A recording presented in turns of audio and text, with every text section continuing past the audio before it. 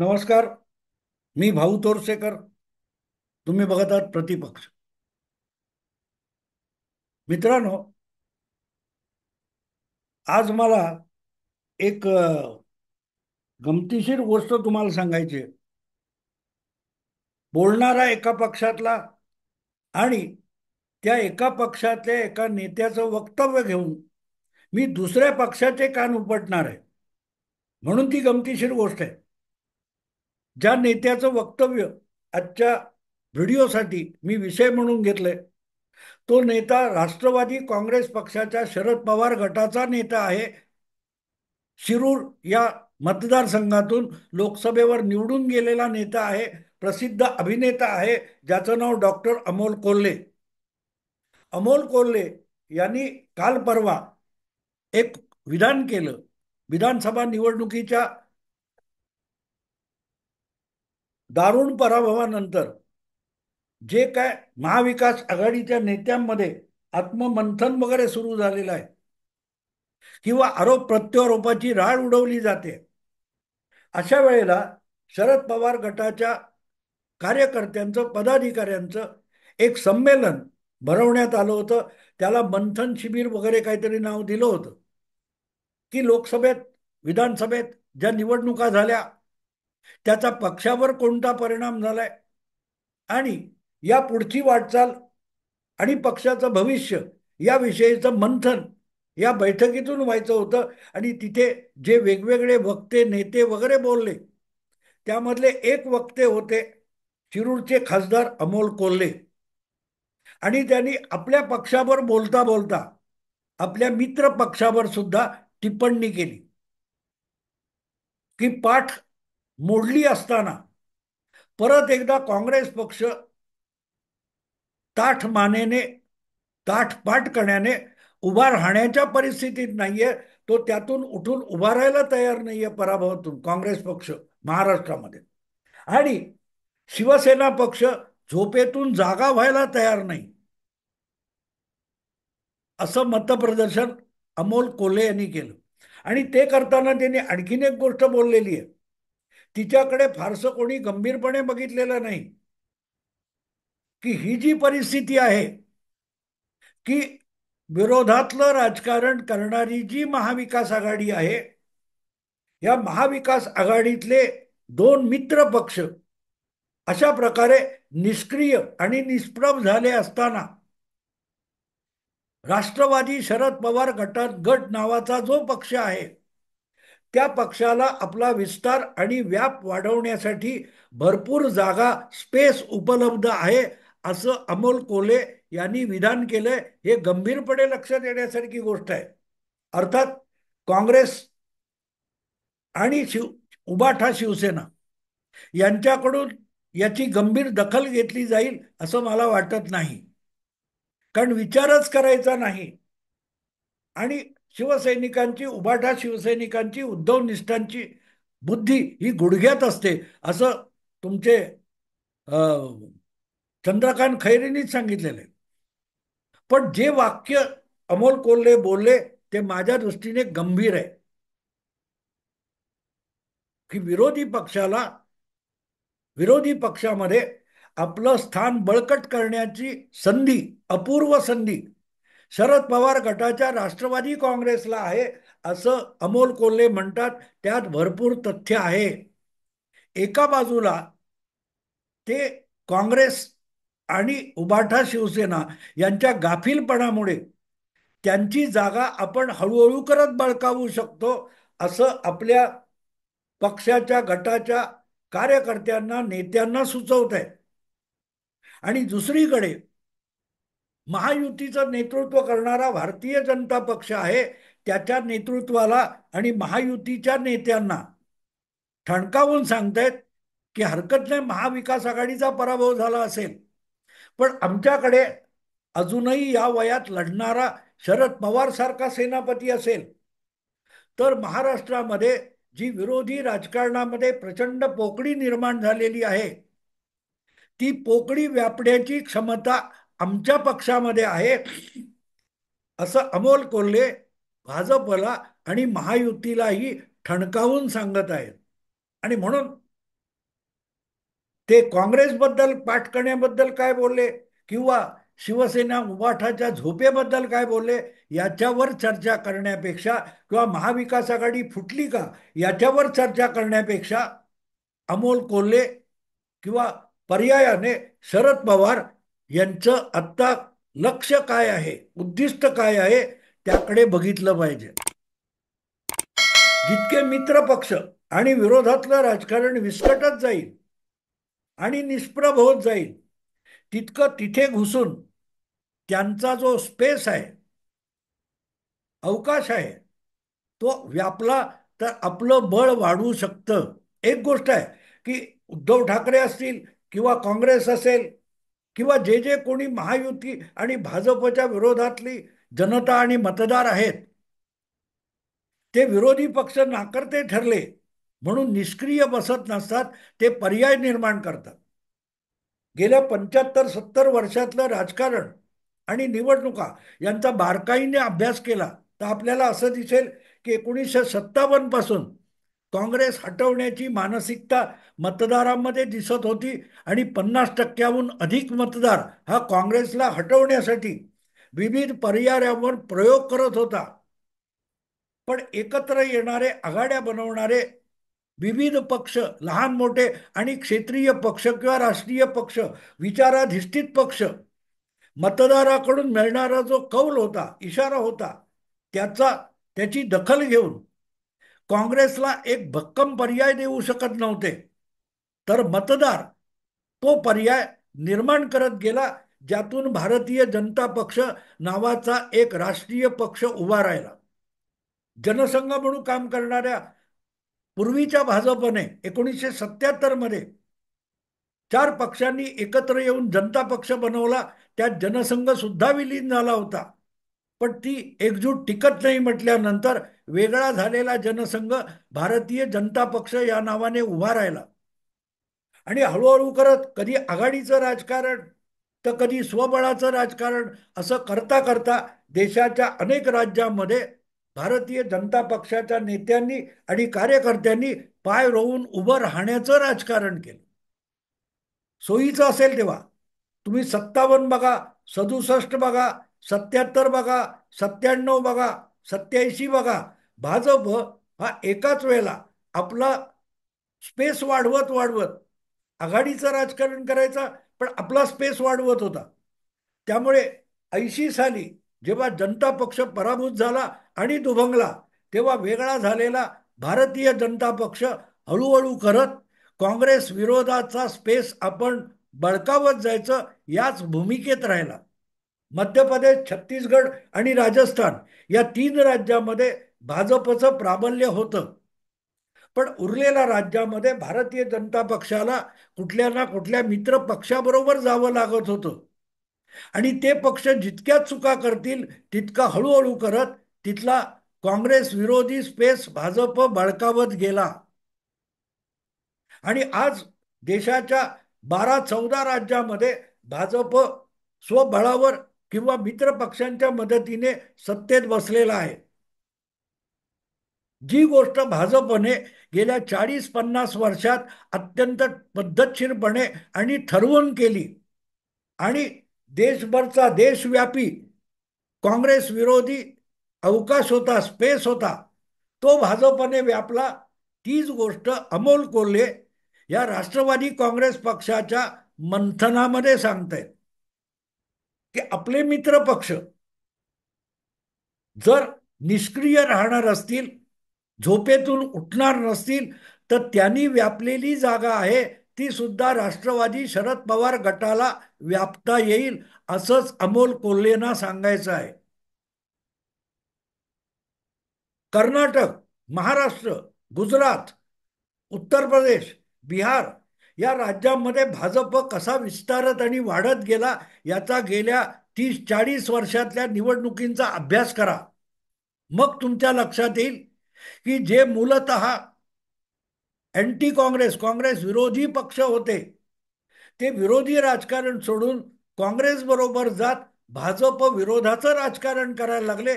तसतसा त्या काँग्रेस विरोधी पक्षांचा स्पेस भाजप बळकावत गेला. रिकामी तुम्ही जागा करा, तिथे हवा येते, व्हॅक्यूम हवा भरून काढते. अमोल कोल्हे नेमकं ते करत आहेत. पण त्याच वेळेला अमोल कोल्हे यांचं आणखीन एक वक्तव्य आहे त्याच वेळेचं, की शिवसेना झोपेतून जागं व्हायला तयार नाही. उभाठा शिवसेना झोपेतून जागी व्हायला तयार नाही, असंही अमोल कोल्हे यांनी म्हटलेलं आहे. आणि शिवसेना कुठल्या झोपेतून जागं व्हायला तयार नाही, अशी कुठली झोप?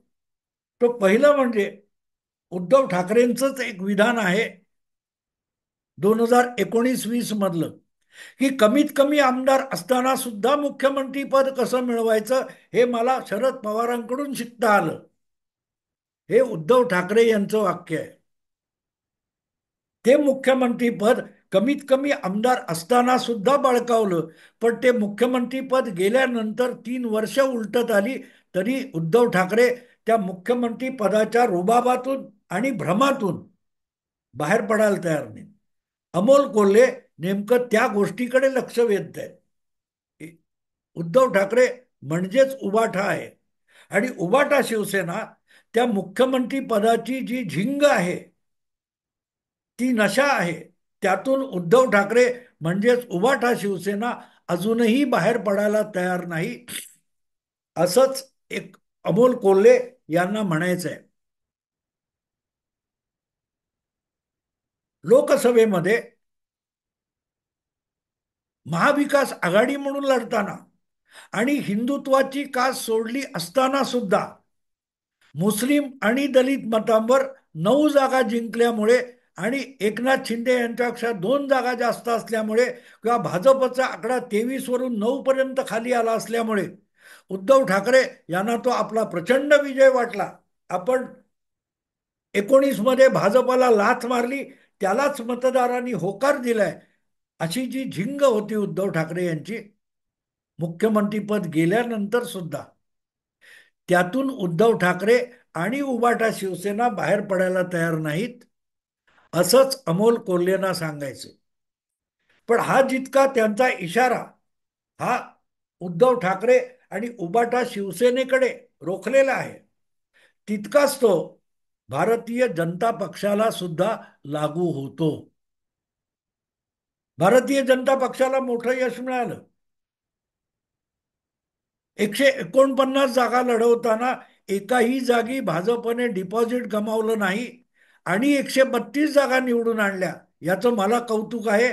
मी उघडपणे भाजपचा समर्थक आहे. पण भाजप चुका करणार असेल, मूर्खपणा करणार असेल, तर मी त्याचं समर्थन करणाऱ्यातला नाही. आणि म्हणून मला आत्ता हा विषय अमोल कोल्हेंच्या त्या वक्तव्यावरून घेताना माझा विषय हा प्रत्यक्षात भाजपला कानपिचक्या देण्याचा आहे. अमोल कोल्हे जे म्हणतात की शिवसेना उबाठा ही झोपेतून जागी व्हायला तयार नाही किंवा नशेतून बाहेर पडायला तयार नाही, मला असं वाटतं की विधानसभेचे निकाल लागल्यानंतर महाराष्ट्रातला भाजप सुद्धा मिळालेल्या यशाच्या नशेतून आणि गुंगीतून बाहेर पडायला राजी दिसत नाही. 23 नोव्हेंबरला महाराष्ट्र विधानसभेचे निकाल लागून गेलेले आहेत आणि त्याला आता जवळजवळ 1.5 महिना उलटून गेलेला आहे. यानंतरचं सगळ्यात महत्वाचं आणि तुलनेने शेवटचं आव्हान म्हणजे मुंबई महापालिका आहे. मुंबई महापालिका ही शिवसेनेच्या राजकारणाचं आणि राजकीय अस्तित्वाचा उगम आहे. शिवसेनेचं आव्हान हे भाजपला पेलायचं असेल तर मुंबई महापालिकेच्या नाड्या या शिवसेनेच्या हाती गेल्या नाही पाहिजेत, किंबहुना शिवसेनेच्या नव्हे तर उद्धव ठाकरेंच्या हाती गेल्या नाही पाहिजेत. याला भाजपने प्राधान्य दिलं पाहिजे. महाराष्ट्रात भाजपचा मुख्यमंत्री होऊन महापालिका ही उद्धव ठाकरेंच्या हाती जाणार असेल तर तो भाजपच्या महाराष्ट्र विधानसभेच्या निवडणुकीनंतरचा मोठा पराभव असेल. आणि म्हणूनच विधानसभा निवडणूक जिंकून आपला मुख्यमंत्री बसवला या गुंगीतून भाजपला बाहेर पडणं आवश्यक आहे. नजीकच्या काळात जेव्हा केव्हा 2 महिने, 5 महिने, 8 महिने मुंबई महापालिका निवडणुका होतील, त्यामध्ये मुंबई महापालिकेवरून उद्धव ठाकरे यांचा वरचष्मा संपवणे, शिवसेनेचा नाही म्हणते मी, मी उद्धव ठाकरे यांचा मुंबई महापालिकेवरचा वरचष्मा संपवणे याला प्राधान्य देतो. कारण गेल्या 25 वर्षात हळूहळू करत उद्धव ठाकरे यांनी मुंबई महापालिका ही जणू काय आपली बँक बनवून टाकली. त्यांच्यावर शेकड्यांनी भ्रष्टाचाराचे आरोप झालेले आहेत. आणि ज्या प्रकारे या 25 वर्षात समजूत वाढत गेली, त्या समजुतीमध्ये उद्धव ठाकरे यांचे सुपुत्र फक्त टक्केवारी हा शब्द ऐकत बसले. सत्तांतर घडून आपलं मंत्रीपद आणि पित्याचं मुख्यमंत्रीपद गेल्यानंतर एकनाथ शिंदे असोत किंवा भाजप असो, याच्यावर जे जे आरोप आदित्य ठाकरे करतात, त्यामध्ये मुंबई महापालिकेतल्या टक्केवारीचाच आरोप जास्त असतो. कुठे काम अडलंय, कुठे काम नडलंय याच्याबद्दल बोलत नाही, प्रोजेक्ट बद्दल बोलत नाही, टक्केवारीबद्दल बोलतात. आणि त्याचं कारण साफ आहे की उद्धव ठाकरे यांनी महापालिकेचं राजकारण आपल्या हाती घेतल्यापासून महापालिका हा टक्केवारीचा विषय बनवून टाकला. आणि त्या टक्केवारीच्या जंजाळातून जोपर्यंत मुंबई महापालिका मुक्त केली जात नाही, तोपर्यंत मुंबईकराला भ्रष्टाचारापासून आणि असुविधांपासून मुक्ती मिळणार नाही. मला असं वाटतं की भाजपचा मुख्यमंत्री महाराष्ट्रात असायला हरकत नाही, पण त्यापेक्षाही देशाची राजधानी आणि देशाची आर्थिक राजधानी आणि महाराष्ट्राची राजधानी ही उद्धव ठाकरे यांच्या गुलामीतून मुक्त झाली पाहिजे. तर ती करण्याची क्षमता आज भाजप आणि एकनाथ शिंदे या दोघांच्या आघाडीमध्ये, युतीमध्ये आहे. आणि म्हणूनच सरकार बनलं, पालकमंत्री वगैरे वगैरे या घोळात अडकण्यापेक्षा भाजपने ताबडतोबीने मुंबई महापालिका जिंकण्याची मोहीम हाती घेतली पाहिजे. त्यामध्ये अजितदादा असोत किंवा एकनाथ शिंदे असोत, यांची काय मदत होईल. महापौर कदाचित एकनाथ शिंदेचा करा, त्यांच्या गटाच्या शिवसेनेचा करा. शिवसेनेपासून मुक्ती असं मी म्हणत नाहीये. मी उद्धव ठाकरे यांच्यापासून मुंबई महापालिकेला मुक्ती देणं असे शब्द वापरतोय. आणि त्यामुळे प्राधान्य एकट्या भाजपचा मुंबईत महापौर होणं असं नाहीये. आव्हान जे आहे हे युतीचा महापौर होणं, आणि युतीचा महापौर होताना उद्धव ठाकरे यांच्या कब्जातून मुंबई महापालिकेची मुक्ती करणं याला प्राधान्य असलं पाहिजे. आणि ते प्राधान्य द्यायचं असेल तर मग आगामी मुंबई महापालिका निवडणूक डोळ्यासमोर ठेवून मुंबईचा भाजपचा नवा अध्यक्ष नेमून त्याला आत्तापासून महापालिका जिंकण्याच्या तयारीसाठी कामाला झुंपणं अगत्याचं आहे. त्यामध्ये आशिष शेलार मला वाटतं आत्ता मंत्री झालेत, तरी भारतीय जनता पक्षाचे मुंबईचे विभागीय अध्यक्ष आहेत. तेही जोमाने काम करू शकतात, पण त्या दृष्टीने कुठच्याही हालचाली दिसत नाहीत. घरोघरी जाऊन काय ते सदस्य संख्या वाढवणं वगैरे वगैरे मान्य मला, पण त्यापेक्षाही वॉर्ड पातळीवर, विधानसभा पातळीवर आणि लोकसभा पातळीवर भाजपने पुढाकार घ्यावा लागेल. आणि त्या त्या वॉर्ड पातळीवर आणि विधानसभा लोकसभा पातळीवर मित्र पक्षांबरोबर समन्वय साधून महापालिकेला यश मिळवणं अगत्याचं आहे. आणि त्यासाठी त्याआधी विधानसभेच्या यशाच्या नशेतून बाहेर पडणं आवश्यक आहे. देवेंद्र फडणवीसांना मी स्पेसिफिकली म्हणेन की सत्कार वगैरे खूप झाले, आता प्राधान्य आहे हे मुंबई महापालिकेला आहे. आणि जर तुम्ही करणार नसाल तर मग तुमच्या मित्र पक्षांना आणि तुमच्या शत्रू पक्षांना मुंबई महापालिकेचा स्पेस व्यापणं, कब्जा करणं सोपं होणार असतं. तुम्ही जितके निष्क्रिय राहता आणि तुमच्या विरोधातले जितके सक्रिय होतात, तेवढं तुमचं अपयश तुम्ही आमंत्रित करत असता. आणि म्हणून मला असं वाटतं की भाजपने विधानसभा निवडणुकीच्या यशाच्या गुंगीतून आणि झोपेतून, स्वप्नातून बाहेर पडावं. मुंबई महापालिका जिंकण्यासाठी आत्तापासून प्रदेश अध्यक्ष, कदाचित त्यांची मुदत संपली असेल तर नवा अध्यक्ष आणा आणि तरुण, अतिउत्साही, सगळी जबाबदारी डोक्यावर घेऊन झुंजण्याची इच्छा असलेला अमित साटम सारखा, ज्याला स्वतःचा नगरसेवक असतानाचा सुद्धा महापालिकेच्या कामकाजाचा अनुभव आहे, असा तरुण उमदा नेता जर भाजपने मुंबईचा अध्यक्ष बनवला तर ही मोहीम यशस्वीरित्या राबवली जाऊ शकते. पण त्यासाठी विधानसभा यशाच्या झोपेतून बाहेर पडावं लागेल. अमोल कोल्हे जे म्हणतात, स्पेस आहे. तुम्ही जितके झोपेत राहाल, निष्क्रिय राहाल, तेवढा इतरांना स्पेस मिळतो. मला असं वाटतं की भाजपने विधानसभा विसरून बीएमसीच्या कामाला लागलं. मित्रांनो, आता इथेच थांबतो. आवडलं लाईक करा, शेअर करा आणि प्रतिपक्षाला सबस्क्राईब करा. नमस्कार.